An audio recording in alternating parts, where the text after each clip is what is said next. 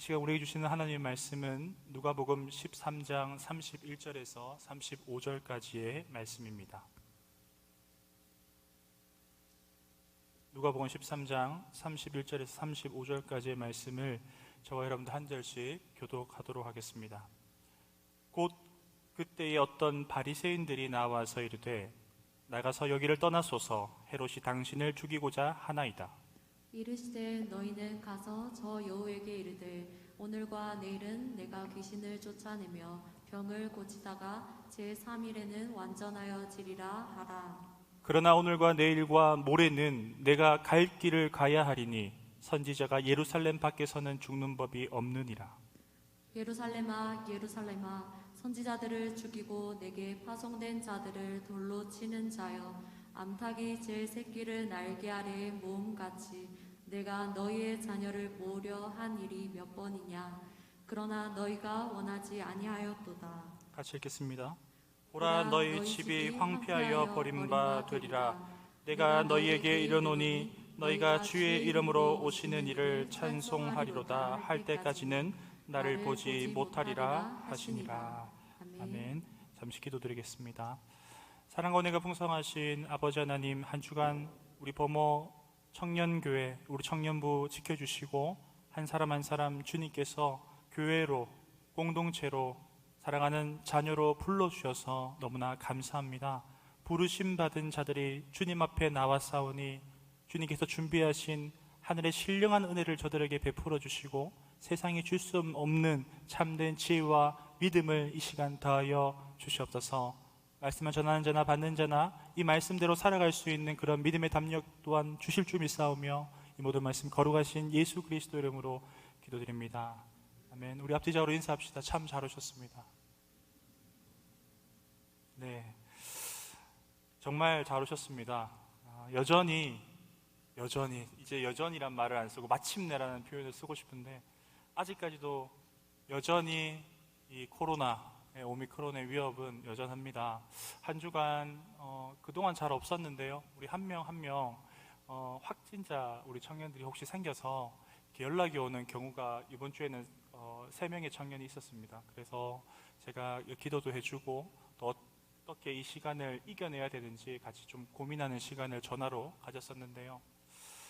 그렇습니다. 여전히 우리는 참 풀 수 없는, 우리의 노력으로 어찌할 수 없는 이 시간 속에 여전히 2년 반 갇혀 있는 것 같은 시간을 보내고 있습니다. 그래서 설교를 준비하면서 오랜만에 기분 좋은 기억이 없었을까, 기분 좋은 일이 없었을까 생각하다가 이 48대들이 2000년생인가요?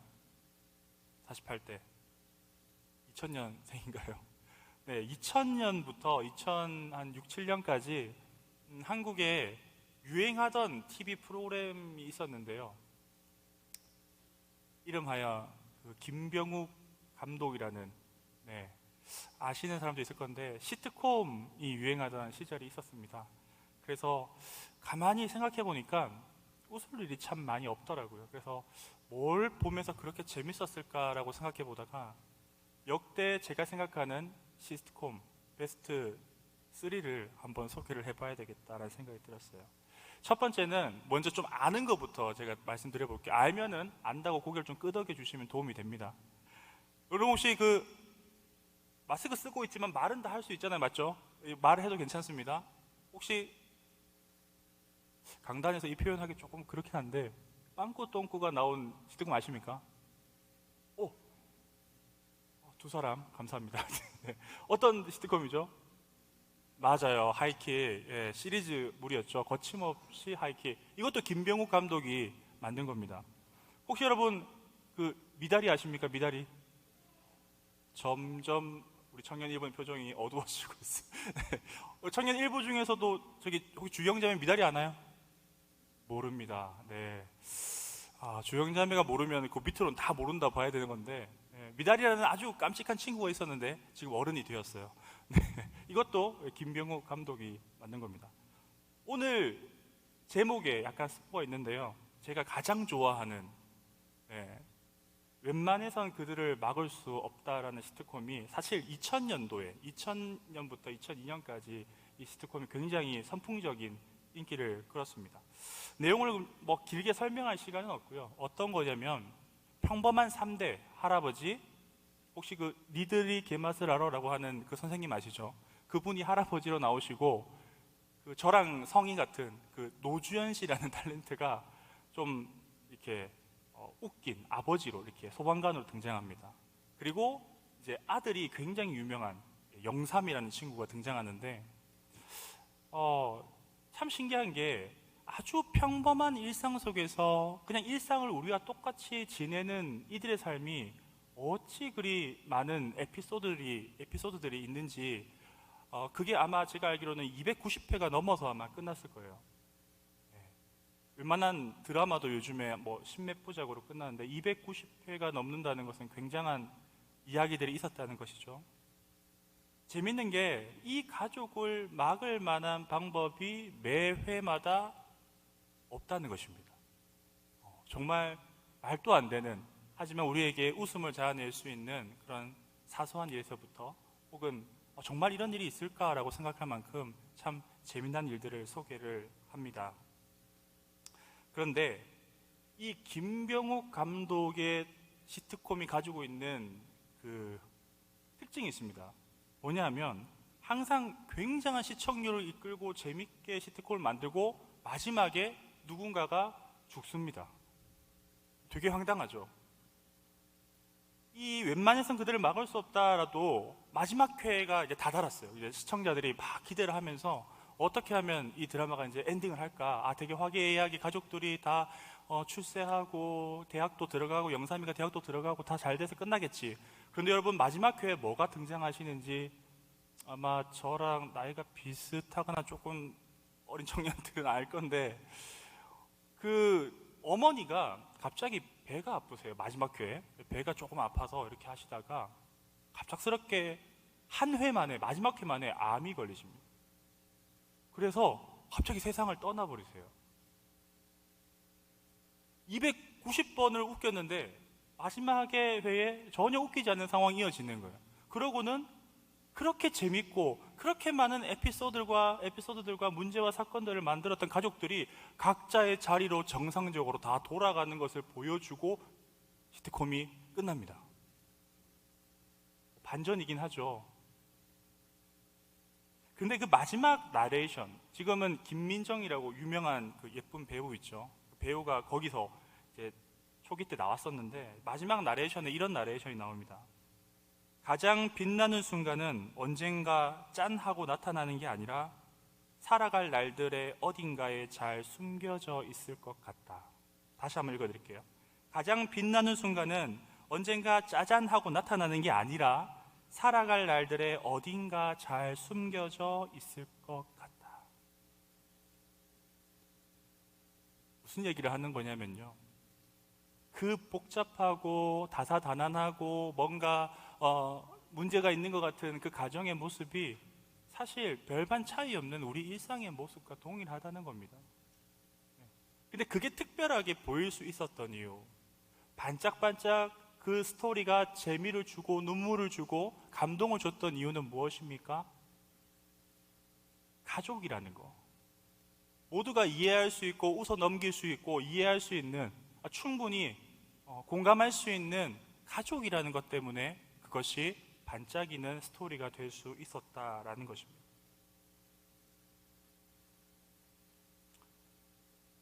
저와 여러분들의 그리스도인의 삶은 어떻습니까? 뭔가 그리스도인이 되고 특별한가요? 뭔가 삶이 바뀌고 여러분들 뭔가 익사이팅한 그런 대단한 일들의 연속입니까? 그런데 평범해 보이는 이 그리스도인의 삶을 많은 사람들, 특별히 역사학자들은 무엇이라고 기록하냐면요, 도저히 감당할 수 없는 사람들입니다. 성경을 쓴 저자뿐만 아니라 요세푸스나 많은 역사학자들이 웬만해서 그들이 보여주는 사랑이나 섬김은 같이 엮이기만 하면 배가 된다는 거예요. 전염병이 돌고 감당할 수 없는 일들이, 그런 재난이 생길 때마다 어디서 나왔는지는 모르는데 기어 나와서 알 수 없는 사랑을 원자폭탄같이 쏟아내던 그들을 보고 그리스도인이다라고 소문이 나고 부르기 시작했다는 겁니다. 그때도 예수님 때도 그러했고 초대교회 때도 그러했고 우리 한국의 기독교 역사도 그러한 줄 믿습니다. 오늘 말씀을 묵상하면서 사실 오늘 제목이 말씀의 모든 걸 말해주고 있습니다. 제가 오늘 소개하고자 하는 예수님의 이야기도 도저히 감당할 수 없는 예수님의 어떤 모습을 같이 우리가 조명해 보기 원하는데요, 예수님의 모습, 예수님과 함께한 제자들과 무리들을 왜 웬만해서는 감당할 수 없었는지 같이 한번 살펴보도록 하겠습니다. 오늘 본문 말씀을 31절 시행하면서 중요한 배경을 성경은 먼저 언급합니다. 그것이 무엇입니까? 곧 그때에, 굉장히 중요합니다. 그때에, 그 무렵에 이런 표현이 있는데 곧이라는 것은 무엇입니까? 곧 뭔가 긴박하게 일어난다는 걸 얘기하죠. 그것이 뭘 의미하냐면 예수님께서 드디어 걷고 돌고 돌아서 예루살렘에 다다르고 계시다라는 것을 보여줍니다. 단순히 어떤 지명을 이야기하는 것이 아니라는 거 우리는 잘 알고 있습니다. 예루살렘이 예수님이 소풍 가시는 것입니까? 아니면 친구를 가시는 것일까요? 곧 그때에 예루살렘에 다다랐다는 것은 예수님의 십자가의 사명이 곧 다다라 있다라는 것을 성경이 배경으로 먼저 이야기해 주고 있다는 것이에요. 그런데 이 예루살렘으로 가시는 길, 오늘 본문 전에 꽤나 많은 이 10장의 절들을 우리가 함께 살펴보면 알고 있는 부분을 우리가 생각해 보면 어떻습니까? 예루살렘으로 곧 가시는 이 순간이 올 때까지 예수님은 예루살렘으로 가시는 것만 하시지 않았습니다. 말씀도 가르치셨습니다. 귀신 들린 사람도 고쳐주셨습니다. 병든 사람을 고쳐주시고 어려운 사람들에게 손을 잡아주시고 이 땅에서의 삶이 아닌 이제 시작되는, 비로소 반드시 완성되는 하나님의 나라에 대한 기대감을 전파하셨던 분이 예루살렘으로 향하여 가셨던 예수님의 사역이요 예수님의 길이셨다라는 것입니다. 그런데 오늘 이 길 가운데 이 곧 그때가 다다른 이 순간 참 재미난 장면이 생기는데요, 31절을 한번 우리 같이 한번 읽어볼까요? 31절입니다. 시작. 곧 그때에 어떤 바리새인들이 나와서 이르되 나가서 여기를 떠나소서 헤롯이 당신을 죽이고자 하나이다. 재밌는 장면이죠. 누군가 걱정해 줍니다. 다가와서 예수님, 여기 있다가는 헤롯 왕에게 죽임을 당할 수 있으니 어서 가십시오. 왜 이게 참 아이러니합니까? 그 말을 건네고 있는 무리가 사람이 누구냐면 바리새인들이라는 겁니다. 바리새인들이 어떤 사람입니까? 예수님과 깐부할 수 있는 사람입니까? 예수님과 말이 잘 통하고 예수님과 한 길을 같이 주의 길을 갈 수 있는 사람이 아니지 않습니까? 그런데 왜 이 바리새인들 중에서 이 소수 어떠한 자들이 예수님을 싫어할 수밖에 없는데도 지금 이렇게 이야기를 해주고 있는 것일까요? 사실 바리새인들의 관심사는 오래전부터 내려오던 그들의 전통과 율법에 기인합니다. 그 기준에 어긋나는 사람들과는 상종조차 하지 않습니다. 하물며 그 모든 것을 깨뜨려 버리시고 새 시대를 이야기하고 새 율법을 얘기하고 그들이 하지 못하는 그들의 약점인 낮아져서 사랑해야 된다라고 이야기하는 그들이 생각하는 하나님으로부터의 사랑, 그들을 품어주시는 하나님으로부터의 어떤 그런 선민의식을 깨뜨려버리는 분이 누구였냐면 예수님이었다는 겁니다. 그러면 이들은 어떤 자들입니까? 이들은 사실 바리새인들 중에 극히 소수, 하나님을 경외하고 하나님의 말씀을 따르면서도 하나님의 뜻이 어디에 있는지 분별하는 자들이 있었다라는 것입니다. 여튼 그래서 그들이 지금 예수님에게 조언을, 충고를 해주고 있는 것입니다. 여러분은 어떻겠습니까? 저와 여러분이라면 어떨까요? 저와 여러분이 아울리치나 혹은 선교를 나갔다라고 생각해 봅시다. 누군가 개신교는 아니지만 곧 비슷한 종교를 믿고 있는 사람이 와서 제가 조금 결은 다르지만 여러분에게 충고 하나 해줄 텐데 여기 있다가 여러분 죽을 수 있어요.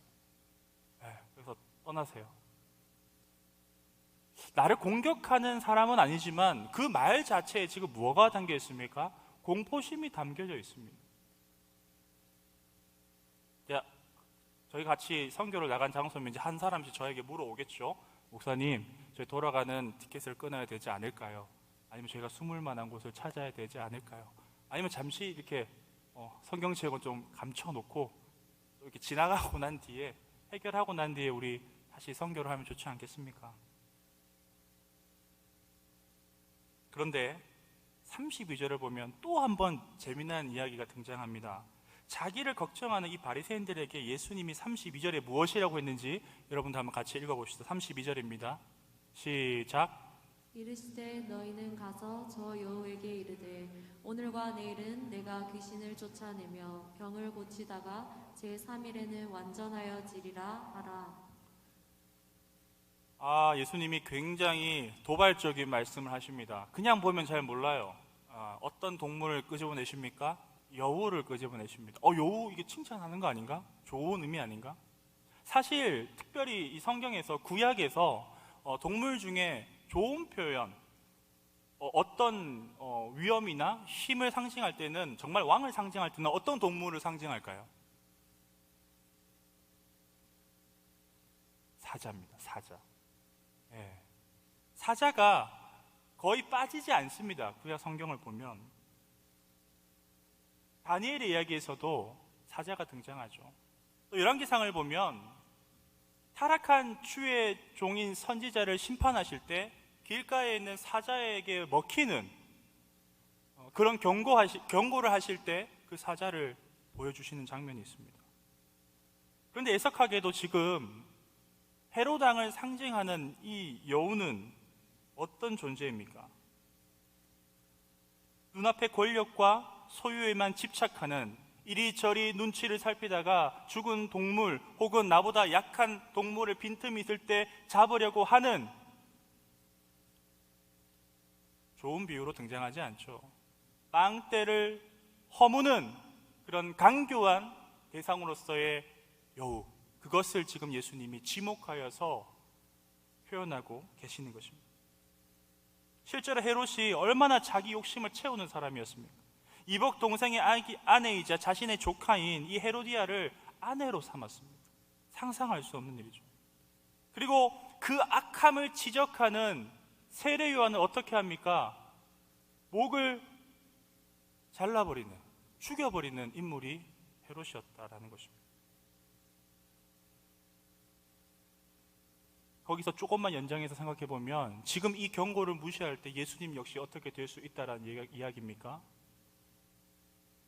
안 해본 사람, 그냥 힘이 있는, 권력 있는 사람이 아니라 그렇게 해본 아주 악한 사람이 심지어 자신을 인정하지 않고 자신을 부정하는 그 중에 어떤 자들도 걱정할 만큼 사실 위태한 상황이 예수님 앞에는 펼쳐져 있다라는 것입니다. 대처할 길이 없습니다. 예수님은 도망가셔야지 이 장면에서는 가장 적절한 것입니다. 그런데 예수님께서는 32절과 33절을 계속해서 보면 헤롯을 결코 두려워하지 않습니다. 오히려 걱정한 이 바리새인들이 모든 일을 그만두고 빨리 이 성을 떠나라고 했지만 예수님은 뭐라고 선포하십니까? 한마디로 이야기합시다. 그러나 오늘 또 내일 또 다음 날 또 나는 내가 가야 할 길을 가야 한다. 주일도 월요일도 다음 주도 나는 가야 할 길이 있다라는 것을 예수님께서 우리에게 오늘 또한 동일하게 믿음으로 말씀하고 계신다라는 것입니다. 아마 웅성거렸을 것입니다. 주변의 제자들 무리도 웅성거렸을 겁니다. 아, 예수님 잠시 피하면 되는데. 그 뭐 단순히 싸움을 잘하는 누가 시비를 걸어오는 일이 아니라 잡히면 그냥 그날 어떻게 될지도 모르는 분봉한 헤롯의 위협이었다는 거예요. 예수님은 무엇을 듣고 계셨습니까? 여러분, 예수님은 무엇을 보고 계셨습니까? 예수님은 어디로 가고 계셨습니까? 아버지로, 아버지께로부터 아버지가 말씀하시는 것, 아버지가 약속하신 것, 아버지가 이루라 하신 그것에 예수님은 온전히 마음이 가 계셨다라는 겁니다. 그렇기 때문에 바로 어느 누구도 예수님께서 가시는 길을 막을 수 없다. 나는 나의 갈 길을 가야 한다라고 선언하시게 됩니다. 그래서 32절에 보면 이 제3일이라는 표현이 되는데, 굳이 우리가 부활과 연결하지 않더라도 단기간에 가까운 시일 내라는 의미로 통용할 수 있습니다. 그 단기간에 가까운 시일 내에 완전하여 지리라는, 단기간에 가까운 시일 내에 사명을 끝나리라, 목표에 도달할 것이다. 그렇기 때문에 어떠한 위협에도, 어떠한 상황에도, 어떠한 문제에도 웬만해서는 누구도 나를 막을 수 없다. 할렐루야. 이것이 예수님의 고백이자 저와 여러분들의 고백이 되어야 될 줄 믿습니다. 분명합니다. 예수님께서 가시는 길은 어지간해서 웬만해서는 어느 누구도 막을 수가 없는 길이었다라는 것입니다. 이 길을 막고자 했던 인물이 있습니다. 누굽니까? 베드로입니다. 주님, 그렇게 되지 않습니다. 그렇게 되면 안 됩니다. 그때 베드로에게 무엇이라 말씀하십니까? 사단아, 내 뒤로 물러나라. 여러분, 기억하십시오. 예수님께서 가시는 길은 우리가 가지 못하게 되는 길이 아닙니다. 가지 못하게 막는 길이 아니라 우리가 그와 함께 가야 하는 길이라는 것입니다. 왜냐하면 바로 그 길이 생명의 길이요 구원의 길이기 때문입니다. 오늘 여러분들 앞에 막혀있는 길이 있습니까? 가지 못하도록 위협하는 길이 있습니까? 오늘 이 자리에 나오는 동안 온라인으로 또 예배드리는 여러분 상황과 환경 가운데 가로막는 마음의 불편함과 또한 환경의 어려움이 있습니까? 그러면 예수 그리스도 이름으로 선포하십시오. 오늘이나 내일이나 모레나 나는 그분과 함께 이 길을 가야 하겠다. 그때 여러분들의 상황과 여러분들의 마음과 여러분들의 문제가 답을 찾게 될 줄 믿습니다. 또한 예수님께서 가시는 길은 오늘 하루로 끝나는 길이 아님을 우리는 본문에서 교훈을 얻을 수 있습니다. 내일과 모레 조금 더 가면 그분이 다시 오신 그날까지 우리는 함께, 주님과 함께 우리 모든 공동체가 범호교회라는 이름으로 함께 걸어가야 하는 길인 것입니다. 실제 예수님께서는 예루살렘으로 가실 때에 말씀을 가르치시고 귀신을 쫓아내시고 수많은 병자들, 마음이 우울한 자들, 죄부터 자유하지 못하는 자들, 삶의 어려움을 겪고 있는 자들과 함께 하시지 않으셨습니까? 저와 여러분들의 걸음이, 우리 공동체의 걸음이 그러한 걸음이 되어야 될 줄 믿습니다. 그분이 언제 오실지 우리는 정확하게 알 수 없지만 우리가 매일매일 살아가는 그 시간들 가운데 이러한 예수님의 마음과 예수님의 사랑을 나눌 수 있기를 축복합니다. 그 마지막이라는 게 참 끔찍히도 사랑하시는 그 의미인 것이요, 십자가에 달려 돌아가시는 그 순간에도 예수님께서는 달려있는 강도를 사랑하셨습니다. 저는 이 표현을 참 좋아하는데요, 단순히 강도를 구원하신 게 아니라 강도까지도 사랑하셨어요. 여러분, 참 우리가 상상할 수 없는 은혜요 사랑이지 않습니까?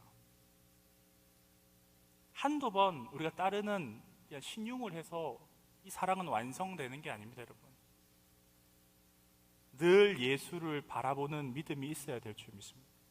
예수를 느끼고자, 예수를 바라보고자, 늘 말씀 가운데 하나님의 뜻을 분별하고자 우리가 말씀을 읽지 않는다면, 우리가 예수님과 소통할 수 있고 주님을 찬양할 수 있고 고백할 수 있는 예배와 기도를 등하시 한다면 우리는 언제 다시 헤롯 왕과 같이 나의 사리 사욕에 휩싸여서 나의 욕심에 휩싸여서 그 은혜를 잊어버리고 살아가는 실패한 자리로 다시금 또 돌아갈 수도 있다는 것을 우리는 성경이 주는 경고를 분명히 기억해야 할 것입니다.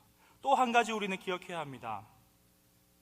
예수님께서는 많은 무리, 수천 명, 수많은 사람들이 기적을 맛보며 함께 가시는 것 같았지만 결국 십자가의 길을 혼자 걸어 올라가셨습니다. 우리가 신앙생활하면 이 공동체에 함께 우린 주 안에 하나, 이걸 굉장히 강조하잖아요. 냉철하게 냉정하게 하면 여러분, 신앙은 혼자 이겨내야지 성숙에 이를 수 있습니다. 하나님 앞에 순종해 본 사람, 하나님 앞에 인내해 본 사람, 하나님 앞에 내가 이 무릎을 펴지 아니하고 내 눈물이 마르지 아니할 때까지 하나님 앞에 승부를 볼 수 있는 청년부가 될 수 있기를 주님의 이름으로 축복합니다. 함께 하는 거 너무나 좋은 것입니다. 하지만 각자의 부름이 다르잖아요. 언제 주님께서 우리를 어떻게 쓰시고 부르실지 우리는 알지 못하잖아요. 그러면 우리는 겸비하고 있어야 됩니다. 오늘 또 우리의 믿음의 진보는 멈춰서는 안 됩니다. 여러분 직장에서나 여러분 삶의 자리에서나 여러분 캠퍼스에서나 준비하고 있는 모든 순간들, 이 예배식 드리는 이 순간에도 여러분의 믿음의 진보, 믿음의 성숙, 믿음의 성장은 어린아이에서, 갓난아이 같은 그 믿음에서 자라나야 될 줄 믿습니다. 그렇게 될 때에 여러분을 보고 세상은 그리스도인이다 라고 다시금 말할 수 있을 것입니다. 왜 예수님께서 혼자 가셨습니까? 주변에 많은 사람들, 오병이어의 기적, 수많은 기적을 베풀 때 엄청난 사람들이 환호하고 심지어 그를 왕으로 모시려고, 그것을 피하려고 하셨던 분이 예수님이셨는데, 그리고 그 제자들이 얼마나 든든했습니까? 약간 투박하였지만 그래도 예수님은 누구보다 잘 믿고 따랐던, 모든 것을 제쳐두고 삶을 내려놓고 따랐던 사람이 그들 아니었습니까? 그런데 여러분, 예수님께서 혼자 직접 누구에게 의지하지 않고 기도하셨습니다. 십자가도 혼자 지셨고요. 예수님은 홀로 깊이 하나님을 대했습니다. 어느 순간에도, 무엇 할 때도, 수많은 군중과 무리가 자신에게 돌아오는 그 환호를 보낼 때에도 예수님은 깊이 누구를 만나고 계셨냐면 하나님과 독대하고 만나고 계셨다는 것, 이것이 우리가 살펴볼 이 믿음의 원리가 되어야 된다는 것입니다. 사랑하는 청년 여러분, 예수님을 바라볼 수 있는 우리의 믿음이 되었으면 좋겠습니다. 그럴 때에 예수님도 여러분들을 주목하실 것입니다. 여기 수많은 200여 명의 사람에 숨어서 교회에 와서 내 마음의 안식만, 안도감만 얻어가는 것이 아니라, 오늘 제가 기도할 때 그렇게 도전하였듯이 여러분은, 저는 불러주신 분이 있기 때문에 여기 올 수 있었다는 것, 지켜주시고 인도해 주시는 분이 있었기 때문에 범어 청년부라, 범어 교회라 오늘 또 부르신 분이 있다는 것, 그것을 우리는 기억해야 한다라는 것입니다. 예수를 따르는 것은 직접 우리가 결단해서 해야 하는 일입니다. 마태복음 10장 33절과 마태복음 16장 24절을 연속해서 제가 읽어드리겠습니다. 누구든지 사람 앞에서 나를 부인하면 나도 하늘에 계신 내 아버지 앞에서 그를 부인하리라. 이에 예수께서 제자들에게 이르시되 누구든지 나를 따라오려거든 자기를 부인하고 자기 십자가를 지고 나를 따를 것이니라. 자신을 드러내기 위해서 세상의 빛을 잃어버리는 것이 아니라, 예수를 감추는 것이 아니라, 내가 교회에 다니기 때문에 좀 더 나은 사람으로 보이기 위해서 노력하는 사람이 나의 열심이 아니라, 나는 오늘 또 실패하고 나는 오늘 또 온전하지 않는 자지만 예수님이 나와 함께 하시기에 내 안에 있는 그 예수님이 등대와 같이 많은 여러분들 주변을 비추고 고칠 수 있는 하나님의 사람, 예수님의 사람들이 될 수 있기를 주님의 이름으로 축복합니다. 방법은 하나밖에 없습니다. 자기를 부정해야 합니다. 주님 주신 그 복음의 십자가를 져야 합니다. 그리고 예수님을 따르면 됩니다. 이 믿음이 여러분들 가운데 한 주간 살아날 수 있기를, 일어날 수 있기를 축복합니다. 이후에 이 33절 이후에 보면 예수님의 또한 다른 어떠한 이 안타까운 모습을 성경은 주목하는데요. 이 슬픔과 안타까움, 무엇을 바라보고 계십니까? 예루살렘을 바라보고 계십니다. 지명을 이야기하는 것이 아니라 살아가는 내 백성들을 바라보시면서 탄식하십니다. 실제 예루살렘에 일어난 일들이 무엇입니까? 예언자들을 죽이고 하나님께서 보내신 사람들을 돌로 치는 것 뿐이지 않았습니까? 그래서 이런 비유를 하시죠. 암탉이 제 새끼를 모으듯이 하나님께서 그들을 모으려고 애쓰시지만 그것을 원하지 아니하는 패역한 백성을 바라보시며 예루살렘으로 오늘이나 내일이나 모레나 가야 할 길을 가시는 예수님께서 아파하고 계신다는 것입니다.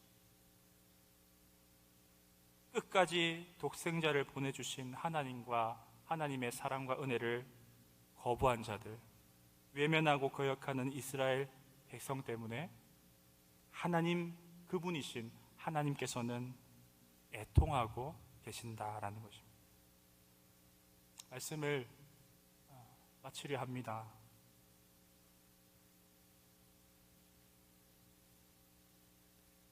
오늘날 저와 여러분들은 다시 처음으로 돌아가 그 질문을 다시 한번 해보겠습니다. 그리스도인으로서 어떤 만족과 어떤 자부심과 어떤 정체성을 가지고 여러분 살아가고 계십니까? 성경을 여러분 보면 볼수록 할 말이 없어져야 됩니다. 약할 때 강함 대신에 연약한 자들을 들어 쓰신다, 마른 뼈도 살리시는 주님, 거기에 감춰져 있는 게 뭔지 아십니까? 우리의 노력, 우리의 선민의식, 우리가 잘 되려고 하는 나의 욕망과 욕심이 사실 숨겨져 있습니다. 우리는 실패할 수밖에 없습니다. 우리는 그냥 두면은 썩을 수밖에 없습니다. 그걸 감춰놓고 다른 복음을 이야기할 수가 없습니다. 왜냐하면 죽어있는 내 육신에 예수 그리스도의 복음이 들어왔기 때문에 우리가 하나님의 자녀가 되는 권세를, 능력을 얻게 되었기 때문이에요.